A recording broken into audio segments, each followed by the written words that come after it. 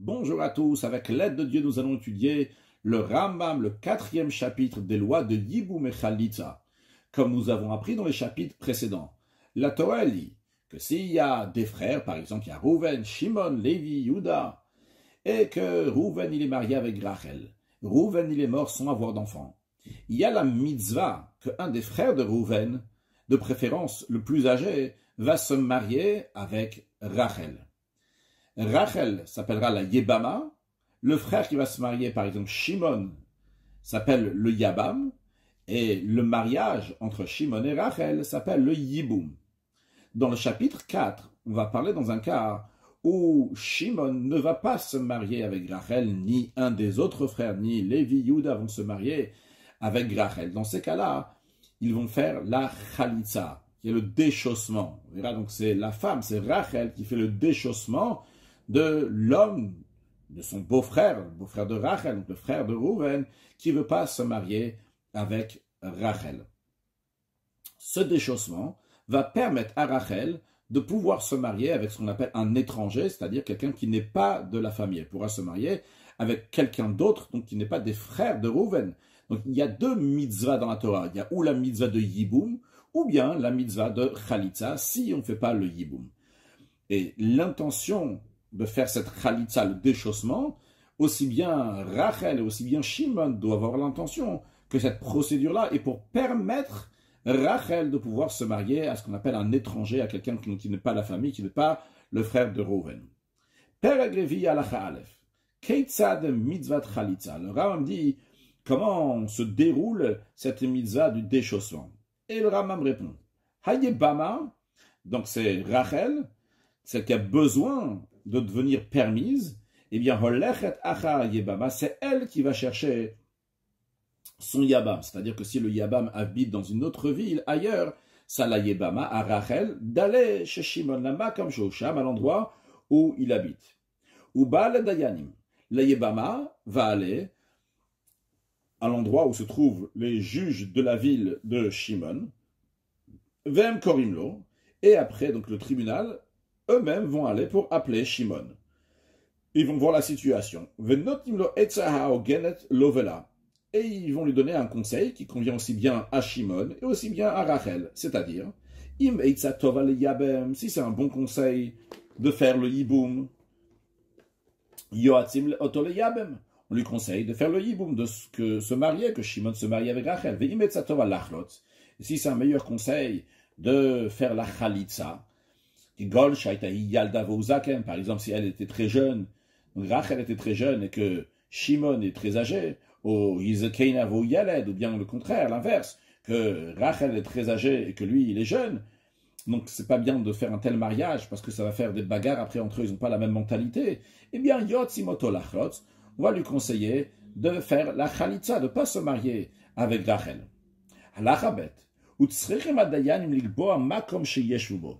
Il faut que le tribunal va décider un endroit dans lequel ils vont siéger. Et après, elle va procéder à la Khalitza devant le tribunal.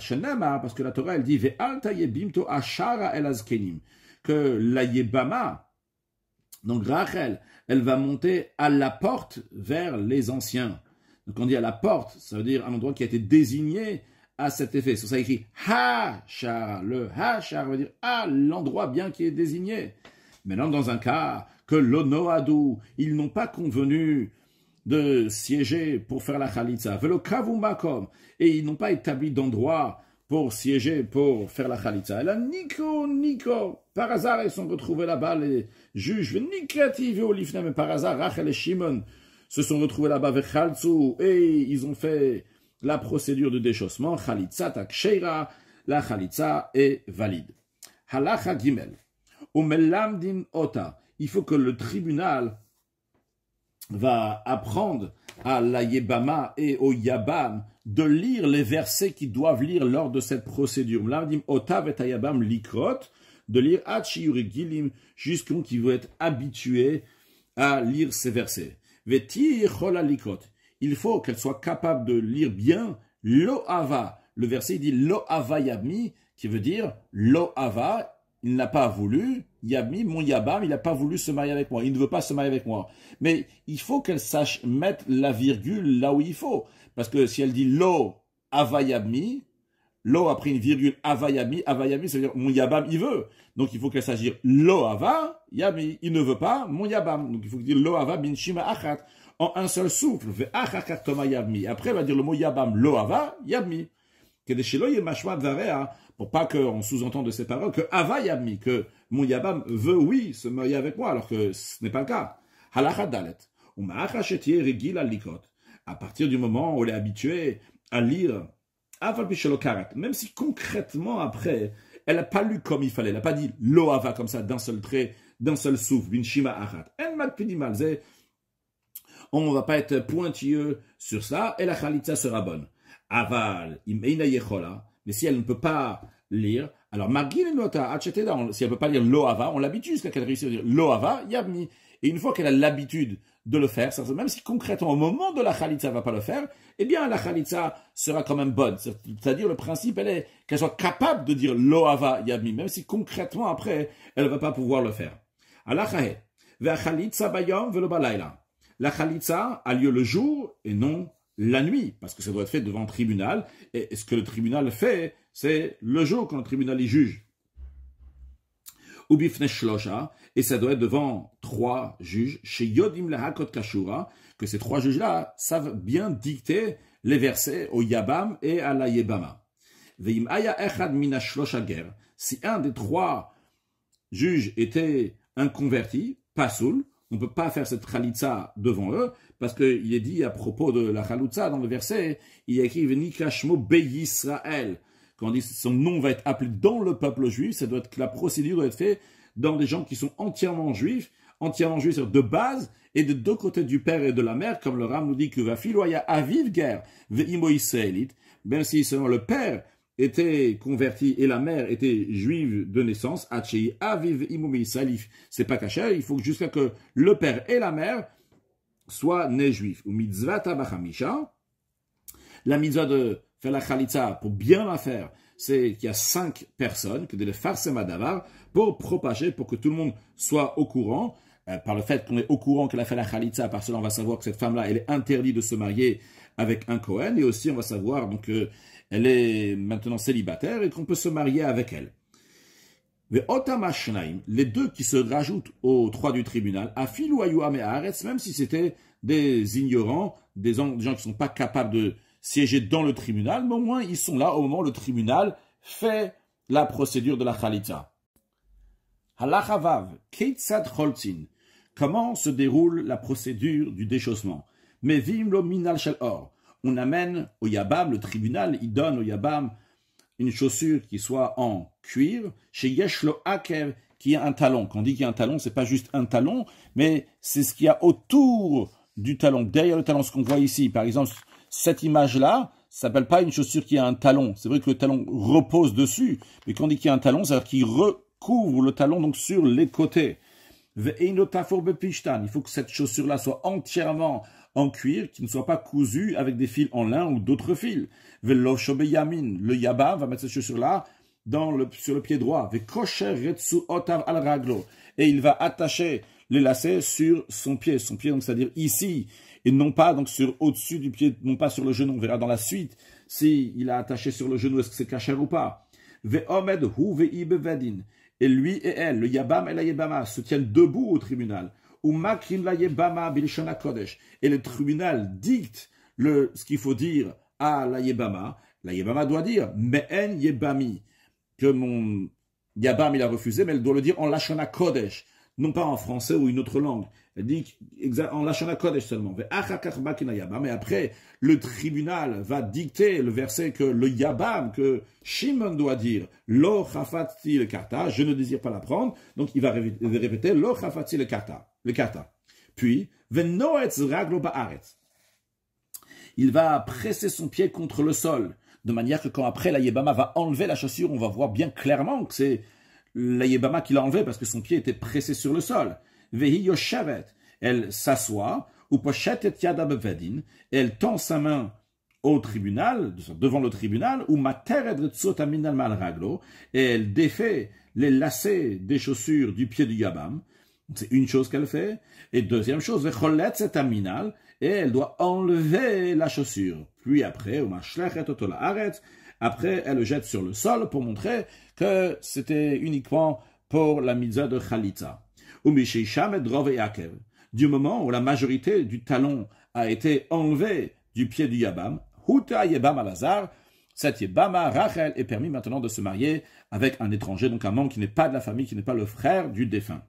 Alachazain, après cela, Omedet, elle se lève, Veyoreket Baaretz, elle crache sur le sol, Keneged Panav, devant le visage du Yabam, il faut qu'il voie cette cracha, Rokaniri la Dayanim, il faut que ce soit un crachat qui soit vu par les juges.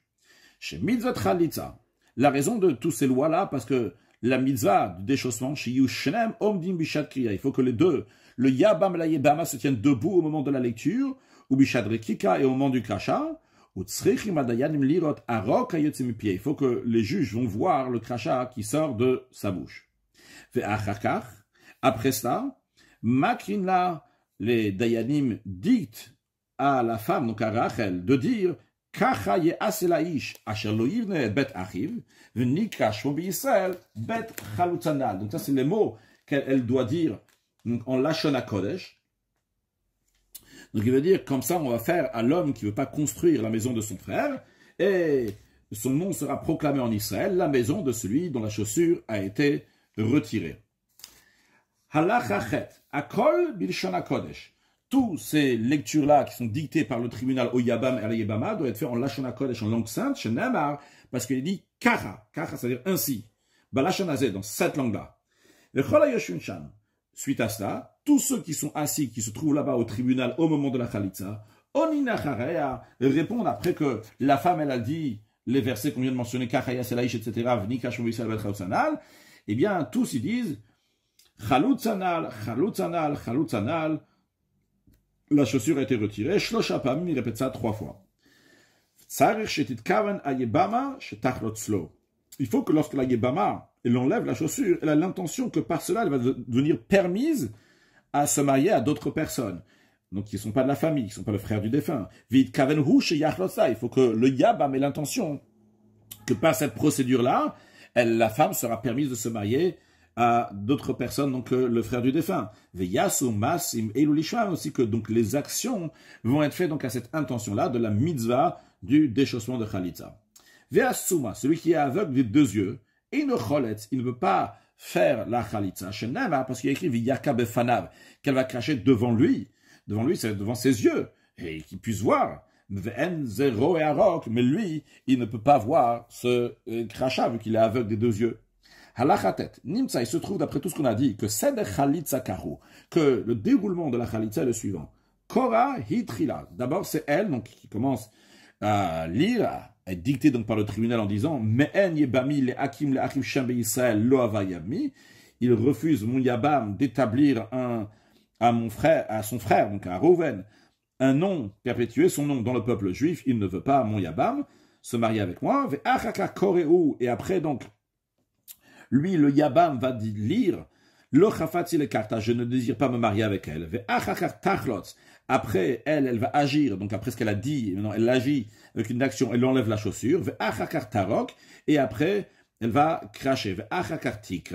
Et après, elle va lire ainsi on va faire à l'homme qui ne veut pas construire la maison de son frère. Et son nom sera appelé dans le peuple juif la maison de celui dont la chaussure a été retirée. Le Rambam nous dit dans la Chayout que ve'ena seder me'akev, le chatrila, faire les choses a priori, c'est comme on a dit dans la Chatet, mais bedi avad, si ça n'a pas été fait dans cet ordre-là, eh bien c'est pas me'akev, ça n'empêche pas, même si ça n'a pas été fait dans cet ordre-là. La imlokara, mais si elle n'a pas lu batrila d'abord, lohi velohu, ni lui et ni elle. Elle n'a pas dit donc le verset qu'elle devait dire Me'en Yebami. Lui, il n'a pas dit le Chafati le Karta. Donc, ils n'ont rien lu du tout. Ce sera quand même kasher, la Chalitza. ou bien qu'elle a d'abord craché et après elle a retiré la chaussure, bien qu'on a dit que d'abord elle retire la chaussure et après elle crache, ou bien qu'elle a lu le dernier verset qu'elle devait dire, elle a dit d'abord et après elle a craché, donc elle n'a pas fait dans l'ordre. Dans tous ces cas-là, Khalitza takshera, la Khalitza elle est cachère, bien que c'est pas les khatrila, bien que c'est pas donc a priori, mais diava, donc a posteriori, c'était fait dans cet ordre-là, c'est aussi cachère. La question qui se pose dans la Chayuda, pourquoi on ne dit pas de recracher dans l'ordre des choses? C'est-à-dire, imaginons dans un cas, donc d'abord elle a craché et après elle a déchaussé. Pourquoi on ne le dit pas? Ok, écoute, après le déchaussement, on recrache encore une fois, comme ça les choses vont être faites dans l'ordre. La raison pourquoi on ne fait pas ça, parce que Shema, de peur que si on va dire qu'elle doit recracher encore une autre fois, Yom, ou les gens qui ont vu ça, qu'elle a déjà craché, et après elle a déchaussé, que comme on l'a refait cracher, ils vont dire que le kikalevad ainaklum, que juste cracher, ça ne vaut rien du tout, veina poselet minachin, et ça la rend pas invalide avec les autres frères, alors que c'est pas vrai. Expliquons un peu plus. Une fois que cette femme-là, elle a fait la chalitza, avec Shimon, elle ne peut pas se marier maintenant avec Lévi, avec Yehuda, et même avec Shimon non plus, vu que elle peut, de base, quand Rouven meurt, Rachel a l'option de se marier avec Shimon, Lévi, Yehuda, ou bien de faire Khalitza avec Shimon, Lévi, Yehuda, mais une fois que Shimon, Lévi, Yehuda, un d'eux leur ont fait Khalitza, après elle ne peut plus se marier avec Shimon, Lévi, Yehuda. Maintenant, si on va dire que lorsqu'elle a fait le crachat et après la Khalitza, on va dire recrache encore une fois, les gens risquent d'en déduire que si cette femme-là elle avait seulement craché, eh bien là, ça vaut rien du tout, et donc elle peut encore se marier avec Shimon, Lévi, Yehuda, ce qui n'est pas vrai, parce que le fait même seulement qu'elle a craché, même sans le déchaussement, ça interdit déjà Rachel de se marier avec Shimon, Lévi ou Yehuda. C'est la raison pour laquelle une fois qu'elle a craché, on lui dit fais Khalitza, mais on va pas lui dire de recracher pour pas que les gens vont en déduire que cracher seulement n'a pas fait d'effet. Halacha Yudbet, Khalitza bilvad. Si elle a seulement fait le déchaussement, velo kara, velo rakeka, elle n'a pas lu les versets qu'il fallait, il n'a pas craché non plus, Khalitza taksheira, eh bien la Khalitza est quand même cachère a posteriori, c'est déjà été fait. Ve'en tsarich lomar, inutile de dire, chez Khalitza ve kara velo rakeka, c'est en plus du déchaussement, elle a aussi dit les versets, mais ce qui manque c'est seulement cracher, chez Khalitza ve rakeka velo kara, ou dans un cas, qu'elle avait Khalitza, elle a fait le déchaussement craché et pas lu, chez Khalitza takshera, qu'évident, ça c'est cachère. Si des gens ont dit que si elle a fait seulement le déchaussement, c'est cachère, même qu'elle n'a pas lu ou qu'elle n'a pas fait le crachat, alors plus votre raison, si elle a rajouté en plus du déchaussement le crachat ou le verset, c'est sûr que ça sera cachère. Halacha Yud Gimel, Med Varima Mori, dans quel cas ça s'applique aussi le Yabam et la Yebama n'ont pas lu le verset, c'est cachère. On parle d'un cas, qui peuvent parler, et ils sont aptes à lire les versets. Comme on a appris au début, ils ont la capacité de lire ces versets. Mais concrètement, ça n'a pas été fait. Avalilamet, oilem. Mais si une Yebama qui ne peut pas parler, elle est muette, ou bien que le Yabam ne peut pas parler, il est muet, einan cholzin. Eux, ils ne peuvent pas faire du tout la Khalitza. Veim chalzu. Et s'ils ont quand même fait la Khalitza sans pouvoir dire les versets, ils n'ont pas dit donc les versets. Khalitza tan psula. Leur Khalitza est psula. Donc, elle ne pourra pas se marier avec quelqu'un d'autre. Quand on dit psula, on apprendra dans la suite que ça veut dire que c'est pas une Khalitza pour la permettre de se marier avec un étranger, mais c'est quand même une Khalitza, les Khumra, c'est-à-dire qu'on considère ça, que maintenant elle ne peut plus se marier avec les frères, elle ne peut plus se marier avec Shimon, Lévi, Yehuda, mais elle ne peut pas se marier non plus avec des étrangers. Et celle qui est muette, celui qui est muet, n'est pas considéré comme les sourds-muets que chez Khaltzou, qu'ils ont fait la Khalitza, chez le Asukloum, que eux, s'ils ont fait la Khalitza, elle vaut strictement rien, parce que le fichier parce qu'il y a une différence entre muette, et celui qui est sourd-muet. Le muet ou la muette, ils sont considérés des gens qui ont la conscience, juste qu'ils ne peuvent pas parler. Par contre, ceux qui sont sourds-muets, ils sont considérés comme des aliénés.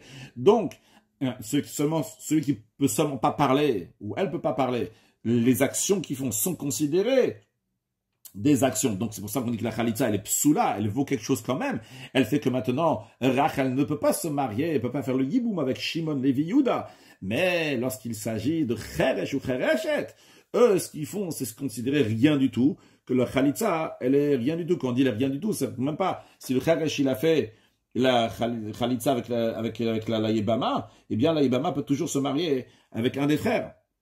Halacha yudalet, rak kabilvad, si elle a seulement craché, osherak kavekara, elle a craché, et elle a lu, velo khalitza, elle n'a pas fait le dessouchement, arizo khalitza psula, c'est comme une femme qui a fait une khalitza, donc qui n'est pas bonne, donc on ne dit pas ici, encore une fois, qu'elle est pas du tout, on ne dit pas comme on a dit à la fin de la halakha précédente, lo asukloum, ils n'ont rien fait du tout. On dit, comme on a dit dans la halakha précédente, au début de la halakha, psula, que ça veut dire comme une khalitza psula?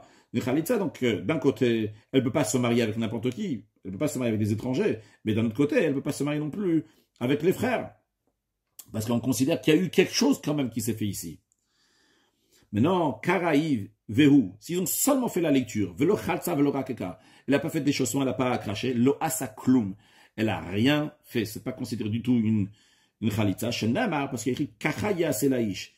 Ainsi, ça va être fait à l'homme. Hamase, c'est l'action, Shua Khalitza Varekika, qui est le deux chaussements, le crachat, Houche Moïl, c'est ça qui est Moïl qui fait effet, qui fait quelque chose. Avant la kriya, mais juste la lecture, Iname Akavet. Ça n'empêche pas, si ça n'a pas été fait, la khalitza est quand même bonne, elle n'a pas d'utilité non plus, c'est-à-dire qu'elle ne fait pas un effet qu'il va y avoir une khalitza même ou une khalitza psula. Non, c'est une khalitza qui vaut 0, c'est même pas invalide que ça a un certain effet, que suite à ça, elle va être interdite aux frères, ça ne pourra pas se marier avec les frères de Rouven, non, pas du tout, il n'y a rien du tout qui a été fait. Halakha tetvav, khaltza verakeka vekarat. Elle a fait tout ce qu'il fallait, et le déchaussement, et le crachat, et la lecture. Mais il y a eu des problèmes dans les détails. C'est-à-dire que Ben Yoshvin, à la place de debout, ils étaient assis. Au Moutin Al-Sidem, ou bien qu'ils étaient penchés sur le côté, donc c'est pas considéré qu'ils étaient debout.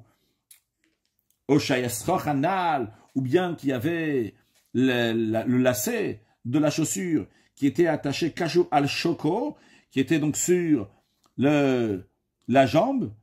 Minar kuva ou le mata, sur la jambe même, donc en dessous le genou. Arkuva ou le mata, du genou et en dessous. Donc il y a la jambe, il y a la partie qui est en dessous le genou, il y a la partie qui est au-dessus du genou. Ici donc les lacets n'étaient pas sur le pied, mais ils étaient sur la jambe, mais dans la partie inférieure, c'est-à-dire en dessous le genou. Ou bien qu'elle a fait la khalitza devant 3 ignorants qui ne savent pas dicter au yabam à yebama quoi lire. De même, quelqu'un qui est aveugle, donc qui a fait la khalitza alors qu'il ne devait pas le faire. Donc, tous ces cas-là, quand même, khalitza takshera, la khalitza est quand même valable. Et donc, elle a le droit de se marier avec un étranger. Halachatet zain, khalitza balayla, s'il a fait la khalitza la nuit, non pas le jour, comme on a pris avant, chez khalitza bifne shnaim, ou bien qu'elle a fait la khalitza devant 2 juges, et non pas devant 3 juges, au bifne shlosha, ou bien devant 3 juges, mais, venim saïchamem karo, il y avait un qui était proche de famille, donc du Yabam ou de la Yebama, de Shimon ou de Rachel, donc il ne peut pas être juge au Passoul, ou bien que un des 3 juges donc était invalide pour juger, par exemple, qu'on a vu avant, donc c'est en cas c'est un converti. Donc il y avait seulement 2 juges et non pas 3 juges. Bien que le lacet était sur la jambe, mais au-dessus du genou, non pas en dessous du genou.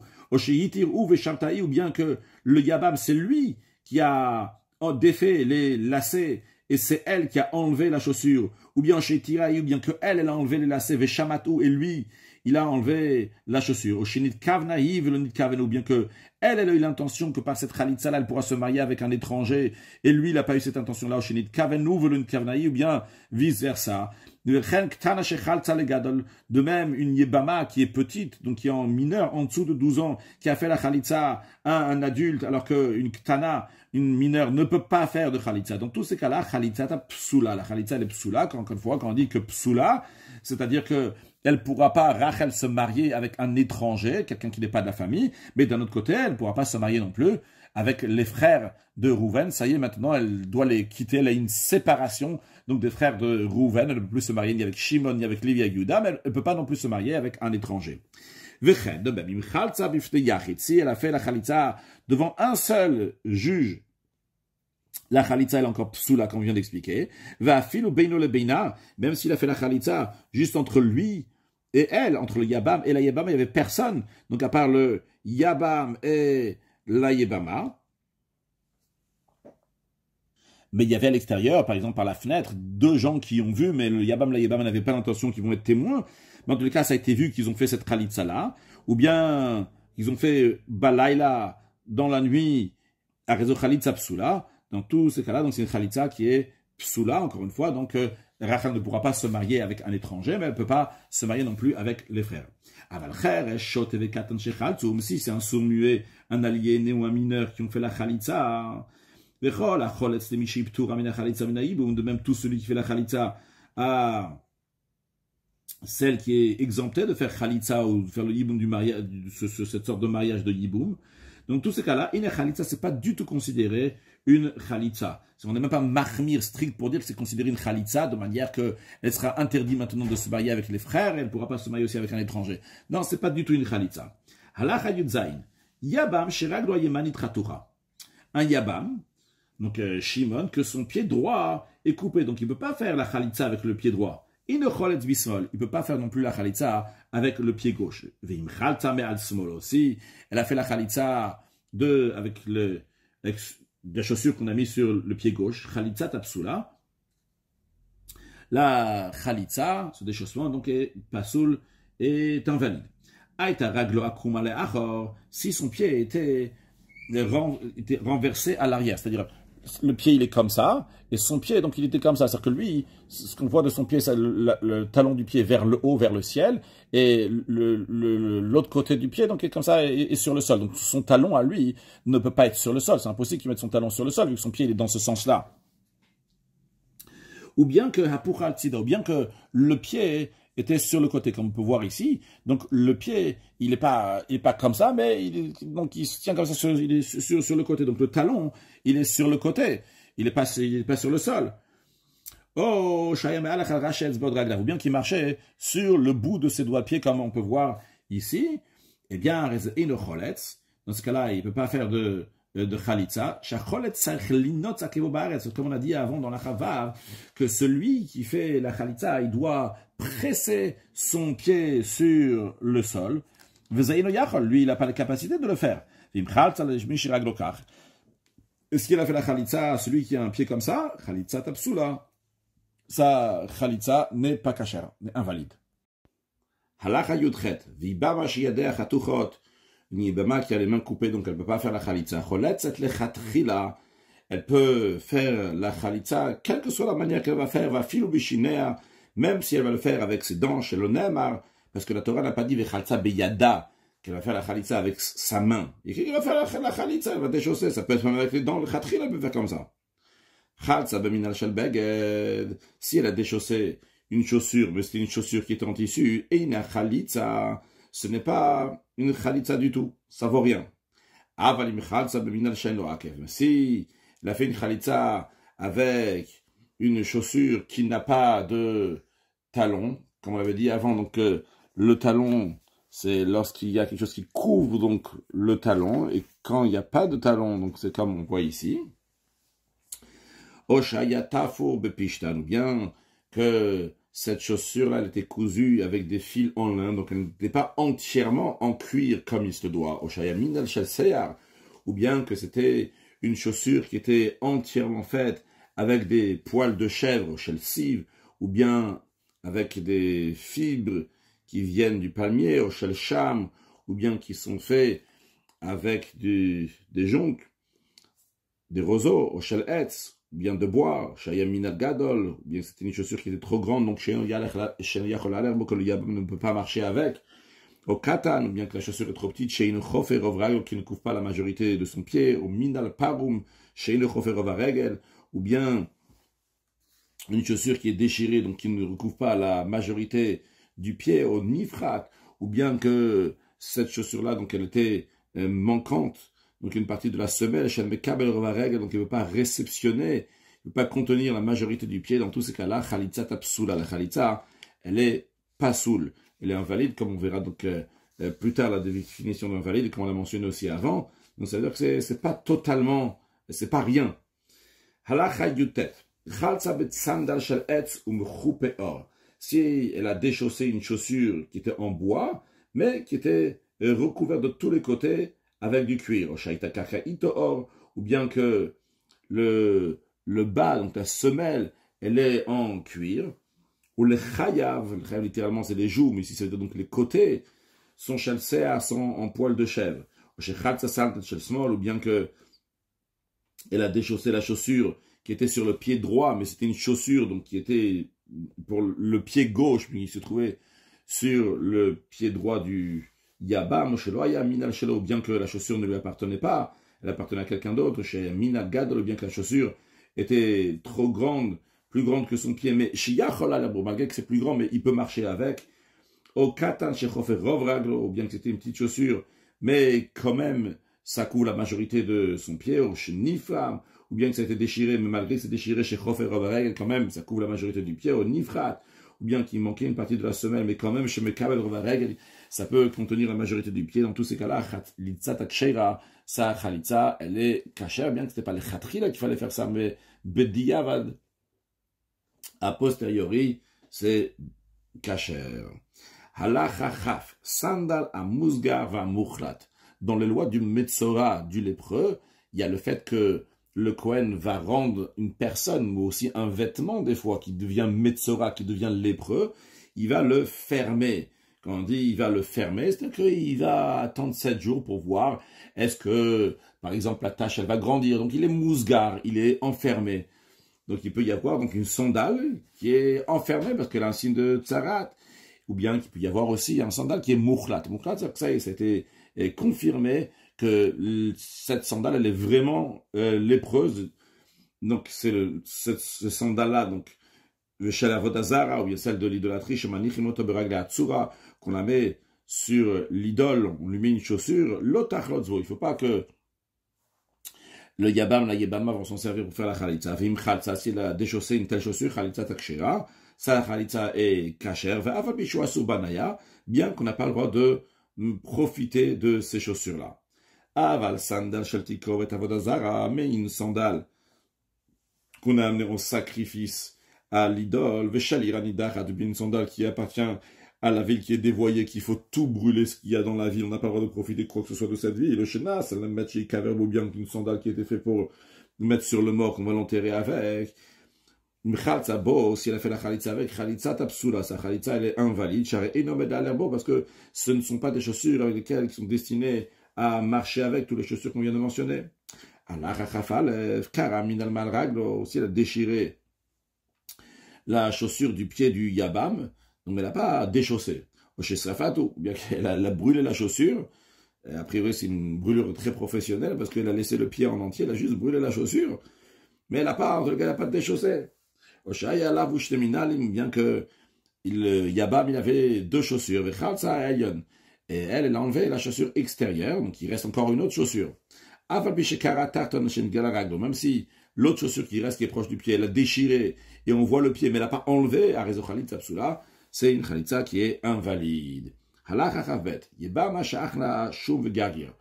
Une yebama qui a mangé de l'ail ou de la moutarde, quelque chose de similaire à cela. Le principe, c'est midvarim, shemarim et tarok, des choses qui font faire qu'elle a beaucoup de salive. Et ayarok zav mipia, à tel point que la salive, donc elle coulait de sa bouche, donc elle n'a pas craché, mais il y a de la salive qui a coulé de sa bouche. Eh bien, et no klum, c'est rien du tout, c'est pas considéré, donc elle a craché. Achiyarok mais jusqu'à que la salive, elle va venir d'elle-même. Quand on dit d'elle-même, c'est-à-dire que la personne va faire un effort, elle va faire sortir donc de la salive, non pas la salive qui bave automatiquement parce qu'elle a mangé certaines choses. Alacha chav gimel, rak kadam, si elle a craché du sang qu'elle avait dans la bouche, shayashot et une pilla, ou bien que il y avait du sang qui coulait automatiquement de sa bouche, et no klum, c'est rien du tout, ce n'est pas une crachat, c'est de la salive. Si elle avait du sang dans la bouche, et avant de faire sortir ce sang-là de la bouche, elle a sucé la salive qu'il y a dans sa bouche, et elle a craché, cachère c'est cachère, malgré que c'est du sang qui est sorti, parce que chez c'est impossible qu'elle a sucé le sang qu'il y a dans la bouche, et qu'elle a craché après ça, qu'il n'y aura que du sang, c'est pas impossible. C'est obligé qu'il va y avoir aussi quelques gouttes de salive, donc de crachat. Non, rakeka, si elle a craché au klatat ou à rouar, et que le vent a emporté ce crachat, avant que ça va arriver dans le champ de vision du Yabam, Kegon par exemple, Shaita Roka Vokata, dans un cas où la Yibama elle était grande et que le Yabam elle était petit. Imaginons que la Yibama elle fait 1m80 et que lui il fait seulement 1m50, elle a craché. Et avant que ça arrive dans son champ de vision, donc lui il est 1m50, eh bien avant que ça arrive là-bas, il y a le vent qui a intercepté, qui a amené le crachat ailleurs. Et no cloum, c'est pas considéré un crachat du tout.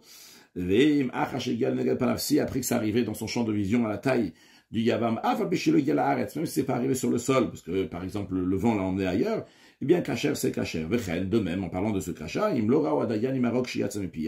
malgré le fait qu'on a dit que les juges doivent voir le crachat qui sort de sa bouche. S'ils n'ont pas vu sortir de sa bouche, kacher, quand même c'est kacher, il n'y a pas besoin qu'elle va recracher à nouveau.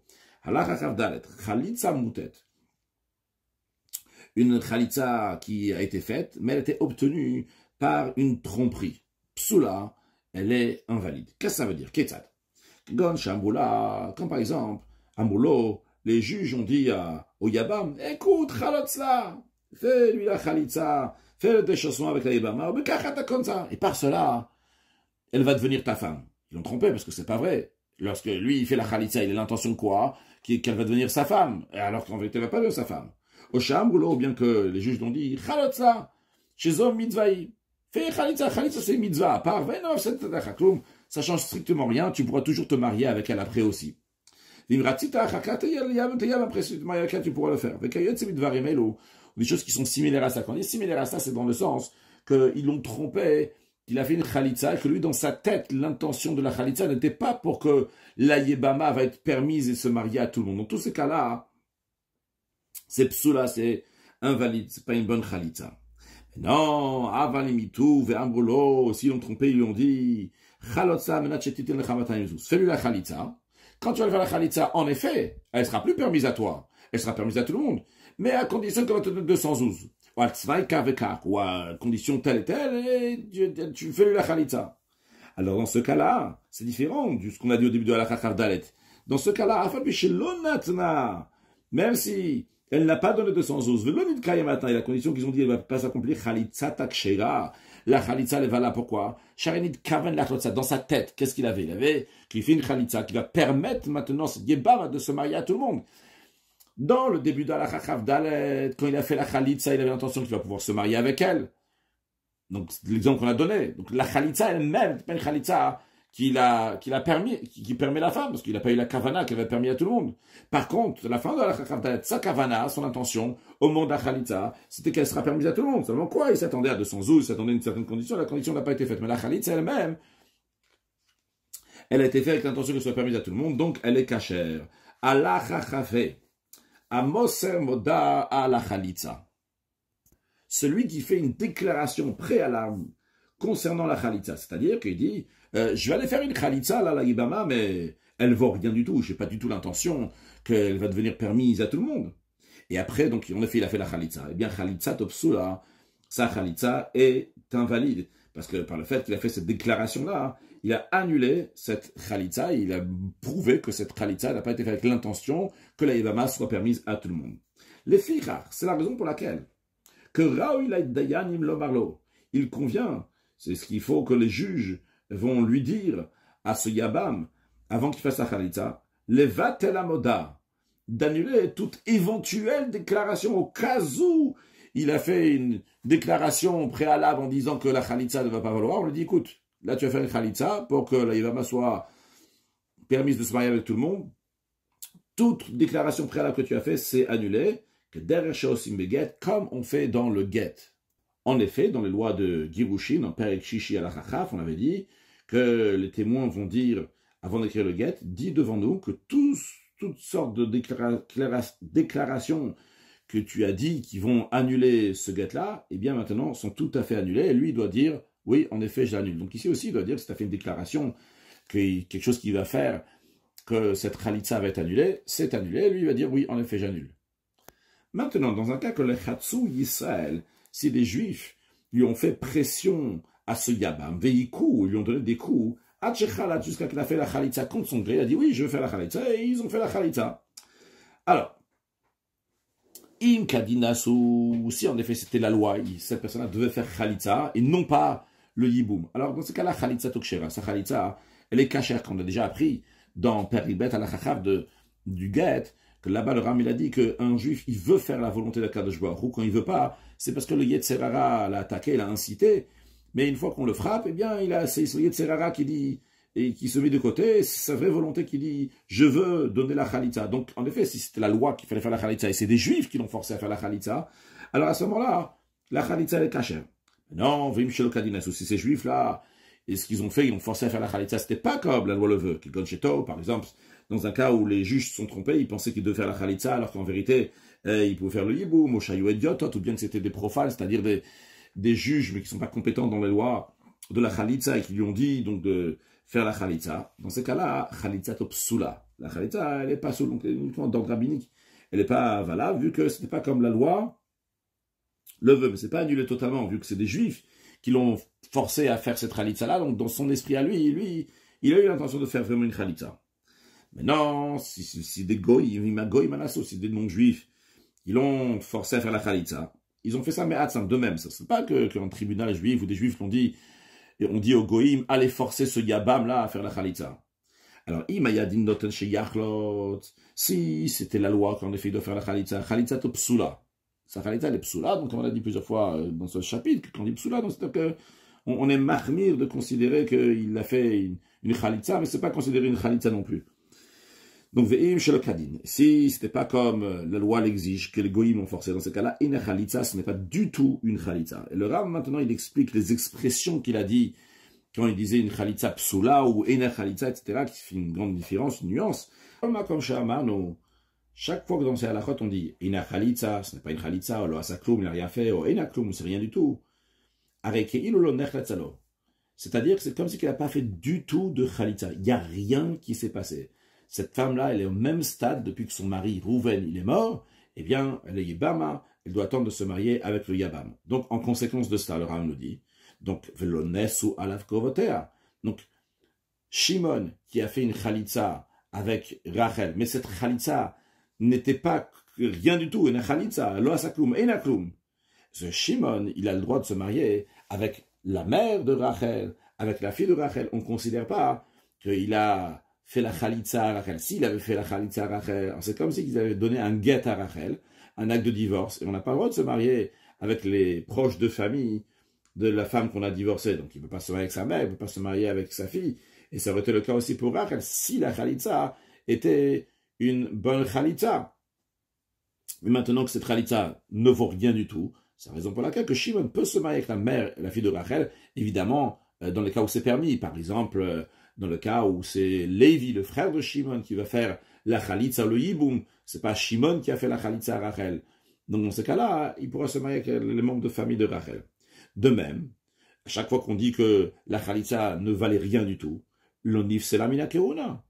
Rachel n'est pas interdit de se marier avec un Kohen. C'est-à-dire, un Kohen n'a pas le droit de se marier avec une femme divorcée, mais il n'a pas le droit de se marier non plus avec une femme qui a reçu la Khalitza.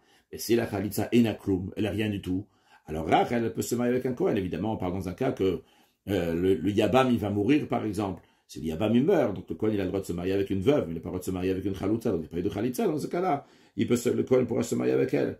Ou Mouteret Leit Yabem, encore une troisième chose de l'âme nous dit, vu qu'il n'y a aucune Khalitza qui a été faite, elle a le droit toujours de faire le Yiboum avec le frère de son mari, un des frères de son mari, ça peut être Shimon, ça peut être Lévi. Si ce que Shimon lui avait fait, ça serait une Khalitza qui serait valable. Après ça, Shimon, il ne peut pas se marier avec Rachel. Lévi, le frère de Shimon et Rouven, le défunt, il ne peut pas se marier non plus avec Rachel. Maintenant que la Khalitza n'a pas du tout été faite, il n'y a strictement rien qui s'est fait, eh bien, Shimon et Lévi peuvent toujours se marier, faire le Yiboum avec Rachel. Donc ça, c'est quand on dit que Ina Khalitza. Donc le Rav nous a fait clair que ça vaut rien du tout. Non, comme Shama, le Khalitza Tapsula. Chaque fois qu'on a dit que la Khalitza est invalide, on n'a pas dit que Ina Khalitza, on n'a pas dit que Lo Asakloum, c'est Kloum, c'est rien du tout, non.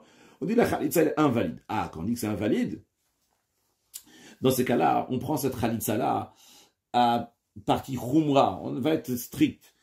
Donc on l'a déjà mentionné plusieurs fois oralement dans le chapitre avant, certaines fois on a dit qu'on allait le voir plus tard.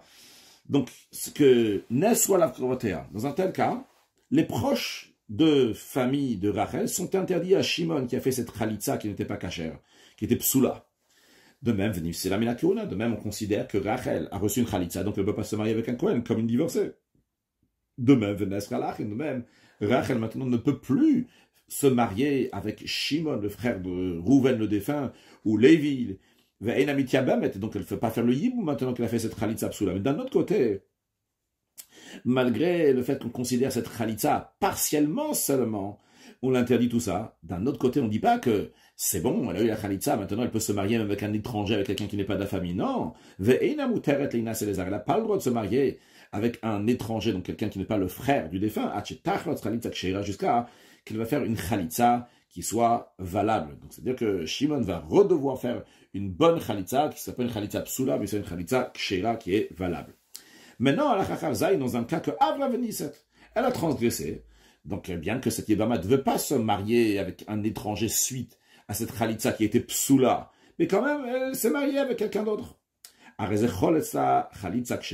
Eh bien, le Yabam, Shimon, il va lui faire une Khalitza qui est kasher, veitachat bala, alors qu'elle va, bien qu'elle est déjà mariée avec quelqu'un d'autre, elle n'a pas besoin de divorcer de l'autre, elle reste chez l'autre, il lui fait quand même une autre Khalitza, on ne dit pas à l'autre qui s'est marié avec Rachel qui doit la divorcer. Allah Chachavchet. Yebama shegad la ben achim. Une Yebama, c'est de Rachel qui a grandi parmi les frères. C'est-à-dire, imaginons qu'il y avait Rouven, Shimon, Lévi, Yuda, Issachar, Zvulun, et Rouven, il s'est marié avec Rachel. Et cette Rachel-là, elle a grandi avec Shimon, Lévi, ils étaient dans la même maison, ils se fréquentaient. Alors, on dit qu'ils ont le droit de faire le Yiboum.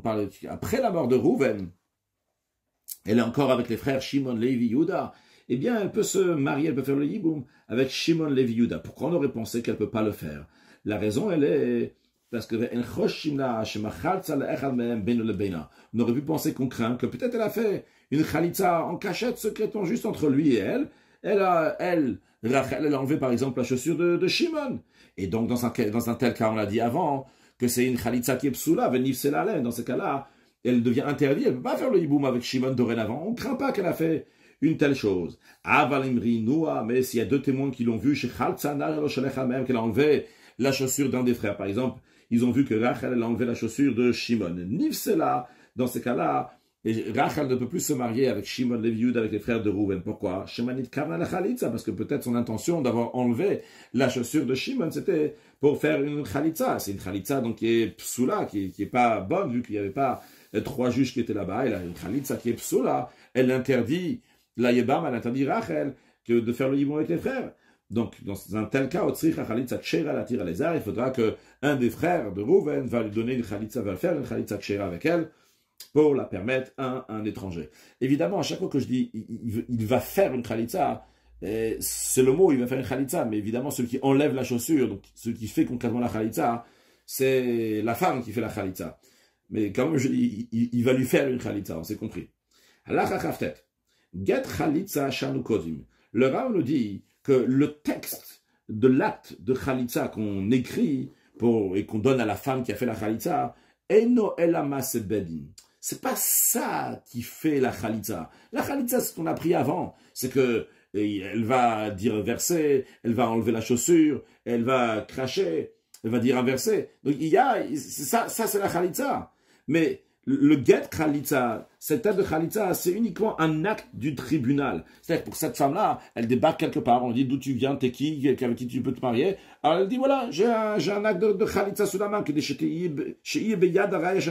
va avoir une preuve qu'elle a fait la khalitza. Encore une chose, le Ram nous dit que pour que les juges vont faire la procédure de la khalitza, il faut qu'ils vont connaître. Quand on dit qu'ils vont connaître, c'est-à-dire ils vont connaître aussi bien Rouven qui est mort, aussi bien Rachel, que c'est la femme de Rouven, et aussi bien Shimon, que c'est le frère de Rouven, le défunt. S'ils ne connaissent pas ça, ils ne vont pas faire la khalitza. Les fichas, c'est la raison pour laquelle, vu qu'on vient de dire que les juges, ils connaissent et ils sont sûrs que ça c'est que Rouven c'est le défunt, Shimon c'est le frère du défunt, et Rachel c'est la femme de Rouven le défunt. C'est la raison pour laquelle que Mishira Ozat Shenechletza. Imaginons qu'il y a 2 personnes qui sont au tribunal et ils ont vu cette procédure-là que Rachel elle a fait la khalitza. Eh bien, Kodim la get khalitza. Ils peuvent, ces 2 témoins-là, lui écrire un acte de khalitza. Bien que eux, les 2 témoins, ils ne connaissent pas, ils ne savent pas que Rachel, c'est la femme de Rouven le défunt, et que Shimon, c'est bien le frère du défunt Shalachivu. Ils ne savent pas ça. Malgré ça, ils peuvent écrire l'acte de Khalitsa. Pourquoi? Parce que les juges, ils n'auraient pas fait la Khalitsa s'ils n'étaient pas au courant que Rouven c'est le défunt, que Shimon c'est le frère du défunt, que Rachel était mariée avec Rouven. Et uniquement une fois que les juges savaient ça, après ils ont fait la Khalitsa. Donc, ces deux témoins qui ont vu cette procédure au tribunal peuvent lui écrire l'acte de Khalitsa, le get Khalitsa. C'est quoi un get Khalitsa? Qu'est-ce qui est écrit? Get Khalitsa chez Nagboam. Ça, c'est le texte de l'acte de Khalitsa qu'il est usage dans le peuple. Allah Khalamed. Beyam Ploni. Dans ce acte-là, il y a écrit tel jour. Par exemple, tel jour de la semaine, par exemple dimanche, Karve Karve Yerer Ploni. Tel et tel jour, de tel mois, par exemple de Nissan, Shnad Karve Karve Minyan Ploni. De telle année, de tel compte, par exemple 5784, depuis la création du monde. Le Minyana dir Gilna, le Mimne Bemim comme Ploni. Dans le compte qu'on a, il est usage de compter dans tel et tel endroit. Donc, dans l'endroit où on se trouve, donc, par exemple, à Yerushalayim. Et on dit que à Nachna, nous, donc, c'est le tribunal qui dit ça. Nous, Dayane, les juges, des Miktsatana Khatim le Matak. Une partie des juges sont signés en bas de ce document-là. Il y a 2 juges sur 3 qui vont signer. Quand je dis 2 juges sur 3, c'est au moins 2 juges sur 3. On avait appris que la Khalitsa, c'est encore mieux que ça soit fait avec 5, mais en tous les cas, il y a au moins 3 qui sont le tribunal, et il y en a 2 qui, en tant que témoins qui doivent signer. Après, s'ils veulent signer à 3, ils peuvent, mais en tous les cas, 2 témoins qui doivent signer. Et ils disent, ces juges-là, que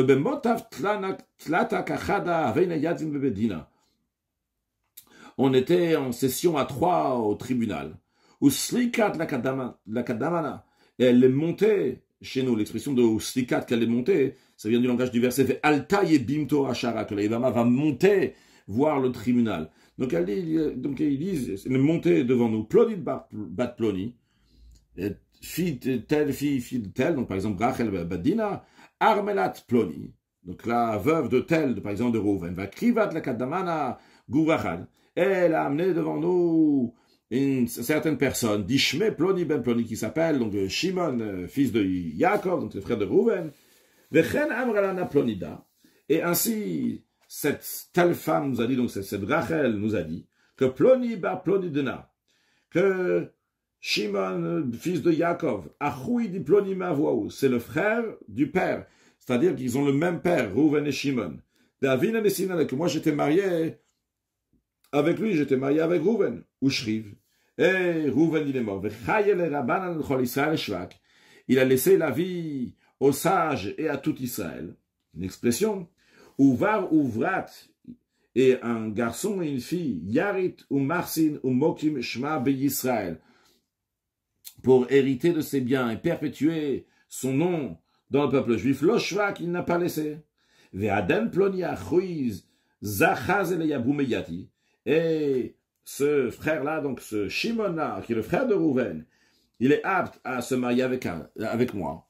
Alors, Kéan, maintenant, donc c'est toujours les paroles de la femme qui dit, maintenant, Rabbanan, sage, et Maroulé, dites-lui à ce Shimon, Itzav el yaboum yati, s'il veut faire le yiboum, se marier avec moi, il y a même qu'il fasse le yiboum, veilla, et s'il ne veut pas se marier avec moi, Yatla li kadamechon ragle de yamina, qui presse son pied sur le sol. On a appris avant qu'il faut mettre le pied fortement sur le sol, qu'il faut mettre son pied droit devant vous sur le sol. Moi, je vais enlever sa chaussure de son pied, et je vais cracher devant lui. Donc jusqu'à là, c'est les paroles de la Yebama que le tribunal écrit sur ce document. Et le tribunal dit que nous avons reconnu un tel, Dena, celui-là, d'Aroui, on a reconnu, donc en effet, que c'est le frère, que ce Shimona, c'est le frère d'Iploni, Mitana, c'est le frère de Rouven, qui est le défunt, mais Avoui, c'est le frère du père, donc ils ont le même père. Yaakov, c'est le père aussi bien de Rouven et de Shimon. En effet, donc, tout ce qu'on a fait, nous, donc, le tribunal, on lui a dit à ce Shimon, si tu veux te marier avec elle, Yabem, marie-toi avec elle, Vila, si tu veux pas te marier avec elle, Atla, la, kadama, la, gragla, de Yamina. Mais presse ton pied devant nous, ton pied droit sur le sol. Vetish seinachman ragla, et elle va enlever ta chaussure de ton pied. Veterek ba'am par cracher devant toi. Ve'ane, Et le Yabam, il a répondu, V'ama, il a dit, je ne suis pas intéressé à me marier avec elle. Miyad, donc de suite, ce que nous avons fait. Akrinoua li plonida, on a dicté à telle femme, donc à la femme Rachel, on lui a dit, répète, que mon Yabam a refusé de perpétuer le nom de mon frère dans le peuple juif, il ne veut pas mon Yabam. On a dicté aussi à Shimon, donc au Yabam, on lui a dit, lo chafatzi le kata. Je ne désire pas la prendre, je ne veux pas marier avec elle. Ragle de Yamina. Et donc il a pressé, il a mis fortement son pied droit sur le sol. Rachel, elle a enlevé la chaussure de Shimon. Elle a craché devant son visage, dans son champ de vision, un crachat qui a été vu à nous, donc depuis qu'il est sorti de sa bouche jusqu'au sol. C'est d'ailleurs pour certains, ils disent que le khatrida, il doit avoir depuis la bouche jusqu'au sol. Bien qu'avant le rabbin a parlé, il fallait que le tribunal il voie que ça sorte de la bouche. Mais ici, il dit de la bouche jusqu'au sol. Vetou, et après à nouveau, Akinu ali plonida, on a dicté, on a fait lire à telle femme, donc à Rachel, qu'elle répète, qu'elle dise, ainsi on va faire à l'homme qui ne veut pas construire, perpétuer la maison de son frère, le foyer de son frère.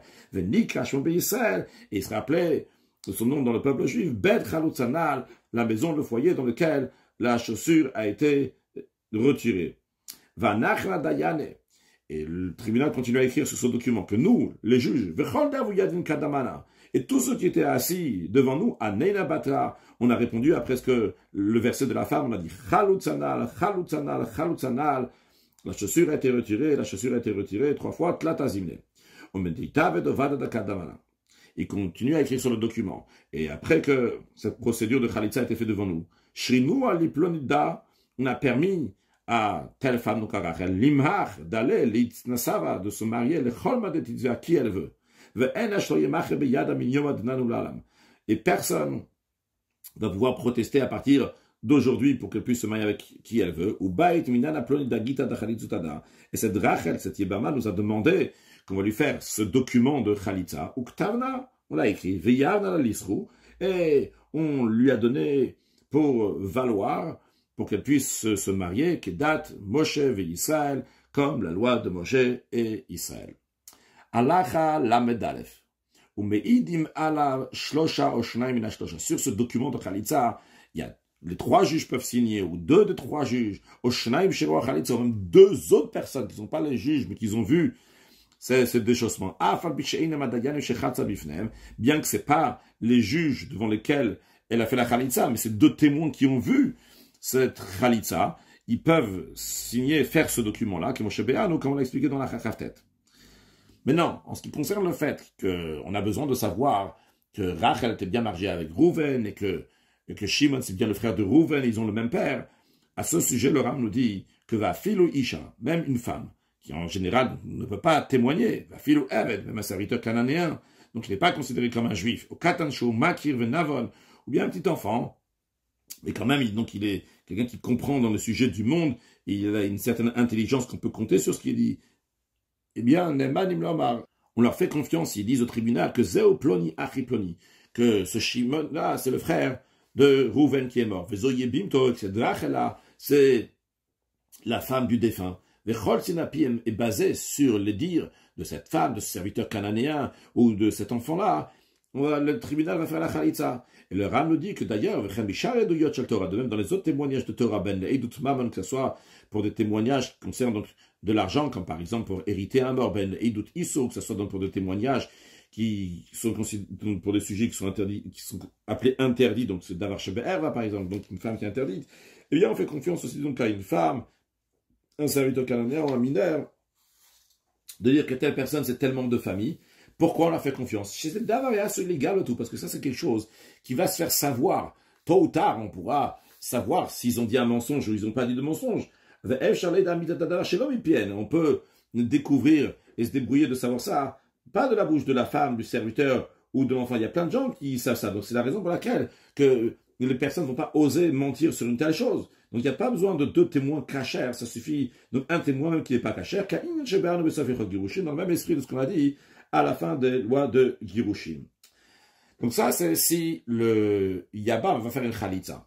Le Rambam dit, si maintenant le Yabam veut se marier avec la Yebama, Shimon veut se marier avec Rachel, mais Kadesh ou Miyam, dans ce cas-là, il doit faire le Kiddushin, et il fait donc le Yiboum, il doit écrire une Ktuva, que Moshe Rodano, qu'on a appris avant dans Péribet. Le Rav nous dit maintenant, voici donc le texte de la Ktuva du Yabam, lorsque le Yabam il écrit à la Yebama, qu'il est usage dans le peuple d'écrire. Comment ça? Halacha la medbet. Il écrit Beyam ploni. Tel jour, par exemple dimanche, Kav Karlayer ploni. Tel mois, donc par exemple le premier jour du mois de Nissan, le Minyana Dirgilin le Mimnebe, dans le compte qu'on a l'habitude de compter. Er ploni ben ploni atal kadmana, comment tel et tel est devenu devant nous, Vechen Amalana, et ainsi il nous a dit. Donc il s'agit de Shimon qui vient devant le tribunal, et il a dit ploni ben ploni, que Rouven, fils de Yaakov, Achi de Minaba, donc mon frère, moi c'est Shimon qui parle, c'est le frère donc on a du même père, Shriv, il est mort. Encore une fois, cette expression-là qui dit qu'il a laissé la vie aux sages et à tout Israël. Uvar Uvrat, et un garçon, une fille, ou Morit, ou Marsi, ou Mokim, Shma Beisal, Shvak, et un héritier, quelqu'un qui va établir son nom dans le peuple juif, il n'a pas laissé. Ou Shak Itetaï, il a laissé cette femme, donc c'est Rachel, dit Shma Plonit Bat Plonit, qui s'appelle par exemple Rachel Bat Dina, et il convient, d'après ce que la Torah elle dit, de faire le yiboum, de se marier avec elle, qu'édictif, mais ça fait de Moshe, comme elle décrit dans le livre de Torah de Moshe Rabbeinu, que Yebam que Yebam va avoir un rapport avec elle, il va se marier avec elle.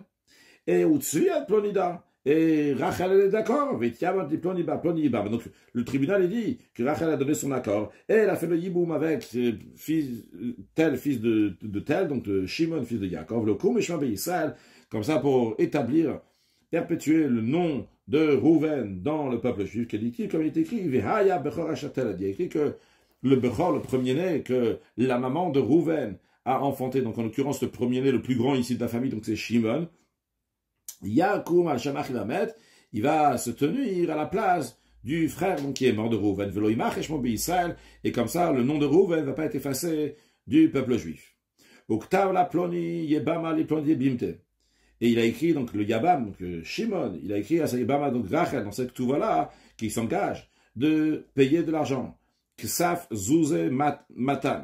Donc de donner de l'argent des Zouzim, donc 200 zouz, des Chazoula, qu'elle mérite, qu'elle doit avoir, d'Avuktivin Nabituva, Tadirtav la Balakadma, qui était écrit dans la Ktuva du premier mari. Parce que comme on a déjà appris que Shimon, le Yabam, il va payer la Ktuva le jour du divorce, ou le jour où il va mourir, la Ktuva va être payée à la Yebama à Rachel de l'argent que Rouven, le défunt, il avait laissé. C'est-à-dire que malgré le fait que c'est Shimon est en train d'écrire une Ktuva ici à Rachel, mais il est en train d'écrire une Ktuva sur l'argent, la Ktuva, que son premier frère il a écrit. Le premier frère Rouven, il doit donner 200 zouz à Rachel. Et c'était une Betula.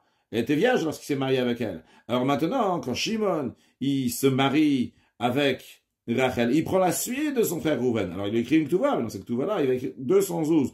On va pas dire, tiens, elle est plus vierge maintenant, il va lui donner 100 zouz. 100 zouz, il aurait donné si c'était de l'argent de son compte à lui, si sa Ktuva à lui, mais ici c'est le Yabam, il prend la place du frère qui était avant. Le frère d'avant, il devait donner 200 zouz. Et c'est avec l'argent du frère d'avant que ces 200 zouz vont être payés. Donc ça, c'est ce qu'on appelle la base de la Ktuva. Et dans la Ktuva, ils écrivent Osifla Midile, qu'il a rajouté Midile de sa propre argent, car tant et tant d'argent. C'est-à-dire que Shimon, il s'engageait à rajouter encore de l'argent. Combien il veut de supplément? On peut être 200 zouz, peut être 500 zouz, 1000 zouz.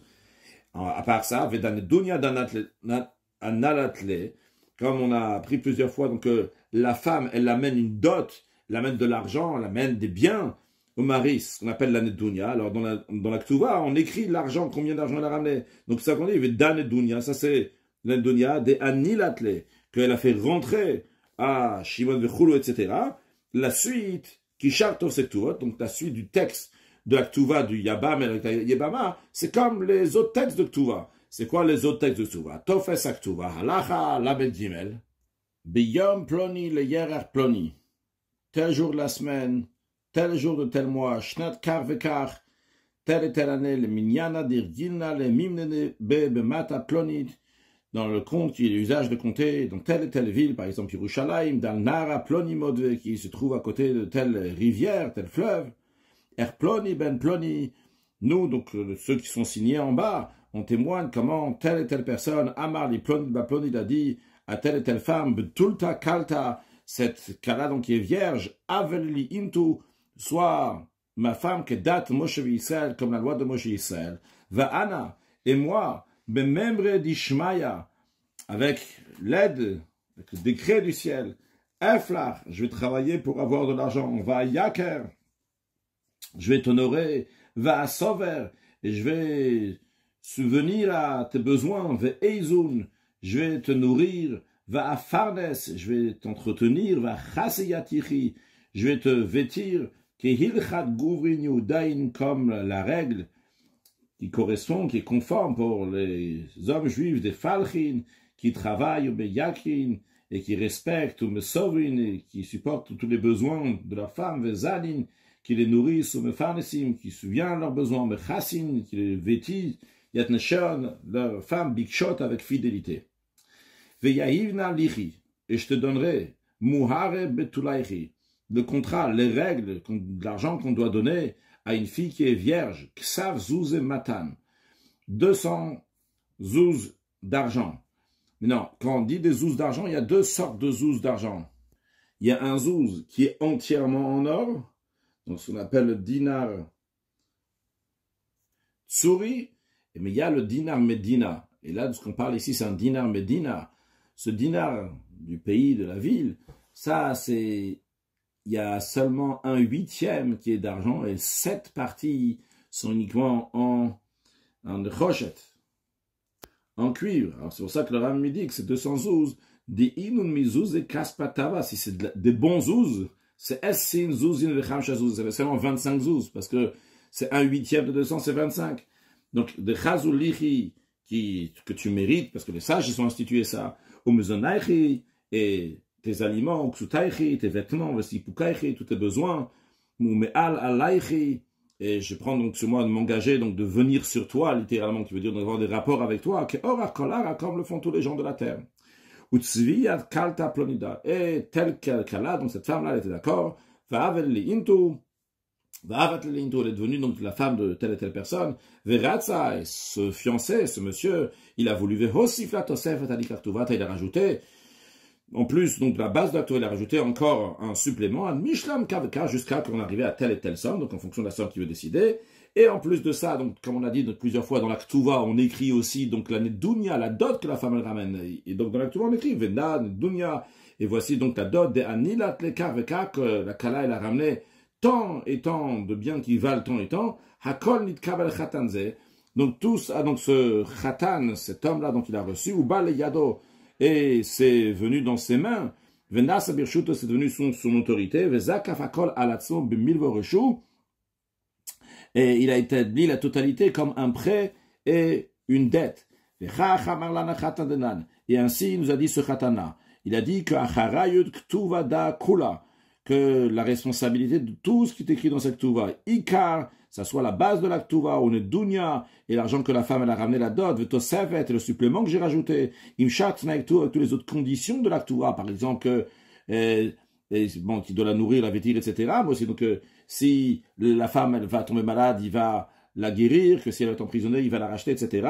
Eh bien, tout cela, kabel talai, le khatan, il a dit, j'ai pris sur moi, valiatai, bataille, et sur mes héritiers après, qu'ils vont avoir ces devoirs-là envers ma femme, va kol shvar arag, et surtout le meilleur des biens de Nirsim, donc des biens avec Inyan et des acquisitions des Hitli, Trot, Kolshmaï, que j'ai sur tout le ciel, des Kaniti, que ce soit que j'ai déjà acheté dans le passé, des Atidana de Mikne, ou bien ce que je vais acheter dans l'avenir, que ce soit mes Karkaï, que ce soit des biens qui sont immobiliers, ou Mitaltel, c'est des biens immobiliers, Mitaltel, Agam Mikake, ou bien quand je vais acheter des biens mobiliers au passage des biens immobiliers, c'est-à-dire que j'achète un bien immobilier, dedans il y a des biens mobiliers, donc ceux-là aussi donc, que je vais acheter.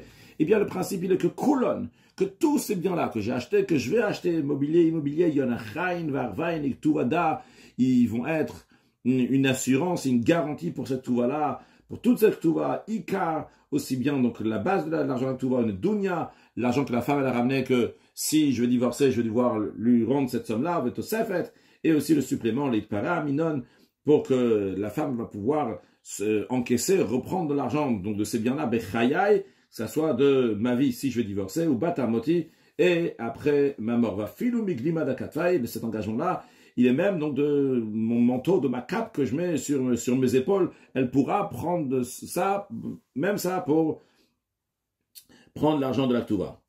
Et donc, ceux qui signent en bas, donc ceux qui disent aussi, on a fait l'acquisition, donc ce qu'on appelle un kinyan soudar, on est avec tel et tel khatan, telle et telle personne, de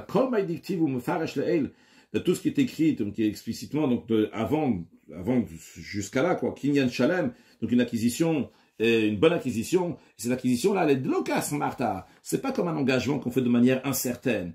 Ou de l'oketov, c'est dishtare, ni comme quelqu'un qui signe sur un formulaire, donc un document qui a été écrit juste comme ça. Là, c'est un document donc, qui a été fait vraiment pour un engagement. Et là, c'est plutôt comme quoi, ici, ce document-là, il est comme la force et la rigueur de tous les contrats de mariage en usage dans le peuple juif, vekarogen, avec de manière juste, et selon la disposition instituée par nos maîtres de mémoire bénis. Les témoins disent on a signé sur ce document de Ktuva dans la date, donc qui est mentionné avant dans ce document, Ve'akol sharir, et tout est ferme, ou barir est clair, Ve'kayam est établi. Halach halamed dalet. Si la Ktuva qui est écrit à la femme, cette femme-là, donc elle est la c'est une veuve, Kotev, il va écrire dans cette Ktuva, plonita monata, telle femme qui est veuve. Si c'était la Ktuva d'une femme qui est divorcée, il va écrire la Ktuva donc d'une femme qui est divorcée. Que peut-être plonita grusha. Si elle était captive, il écrit plonita shvuya, telle femme qui est captive. Pourquoi quel est le but de ça? Pour pas que le Kohen va trébucher, c'est-à-dire que le Kohen va l'épouser sans savoir que c'était une femme qui était divorcée ou bien une captive qui est interdit à un Kohen. Vekotev, et il écrit dans cette Ktuva-là, donc d'une veuve ou bien d'une divorcée, V'yivna lechi mu'araychi. Et je te donne donc l'argent que je te dois. Le mu'araychi, c'est un langage de qui est Mo'arabetulot, qui est dans la Torah, donc le contrat, comme ce qui est défini qu'on doit donner à une femme quand on se marie avec elle. Donc là-bas, il écrit Kaser Zouzemea. Il écrit pas 200 zouz, il écrit seulement 100 zouz, parce que c'est pas une vierge. 200 zouz, c'est pour une vierge. Comme on a dit tout à l'heure, il y a le dinar tsuri, il y a le dinar medina. Ici, le dinar tsuri, donc il est entièrement de l'argent, mais c'est un dinar medina. Dinar medina, il y a seulement un huitième d'argent. Donc sur 100 pièces de zouz, en argent, il y a seulement 12 et demi zouz qui sont purement en argent, de chazolitri, que tu mérites, qui t'ont dû, que ce qu'on te doit, qui te sont dus. Halach halamedhe. Lorsqu'on écrit un acte de Yebama, ou Ktuvat Yebamin, ou bien une Ktuva donc de Yabam, mais sa tête, le Rav nous dit, il faut faire des traces, il faut tracer des lignes sur le parchemin. Pourquoi? Parce qu'on écrit là-bas comme Psukim. Dans l'endroit où on écrit les Psukim, il faut là-bas tracer. Chez Assur Lirtov Shalosh Teot Bolosirtus, on n'a pas le droit d'écrire 3 mots de la Torah si on ne va pas tracer une ligne. Donc sur le parchemin, il va écrire par exemple Lo Chafati le Karta. Il va écrire les mots que le Yabam il a dit, je ne veux pas l'apprendre. Lo Chafati le Karta, c'est 3 mots. Donc il doit tracer une ligne. Encore une chose, de Ram conclut ce chapitre en nous disant Vibam Hashechalza. Lorsque la Yibama fait Khalitza, le jour même où elle fait Khalitza, Muteret Lina Sebiom Khalitza, elle peut se marier le jour même où elle a fait la Khalitza. Pourquoi? Parce que la Khalitza se fait uniquement au bout de 90 jours après la mort de son mari, parce que on craint que peut-être Rouven il est mort, mais Rachel était enceinte, donc on attend 90 jours pour être sûr qu'elle n'est pas enceinte, et après seulement elle fait la Khalitza. Alors, si elle fait Khalitza 90 jours après, on est sûr qu'elle n'est pas enceinte du mari précédent, elle peut se marier le jour même. Conclure avec un mot de Chassidut. On a vu aujourd'hui un sujet qu'on a déjà appris dans Hilchot Girushin dans Peribet, que quand on force un juif à faire ce que Kadosh Baruch Hu demande, ça c'est la vraie volonté du juif. Parce qu'un juif est toujours attaché à Kadosh Baruch Hu, sa vraie volonté, c'est de faire ce que Kadosh Baruch Hu veut. Alors nous tous, Shluchim du Rebbe, nous avons le devoir d'aller voir d'autres juifs et de les éveiller à faire ce qu'ils doivent faire. Bien sûr, de manière agréable. Mais le cœur du peuple juif est éveillé. Il suffit juste de leur parler, de leur dire ce qu'il faut faire. Eh bien, dans le fin fond des Juifs, s'ils veulent faire la volonté de Kadosh Baruch Hu, on veut faire la volonté de Kadosh Baruch Hu, et on veut Mashiach now, on aura Mashiach now, une excellente journée.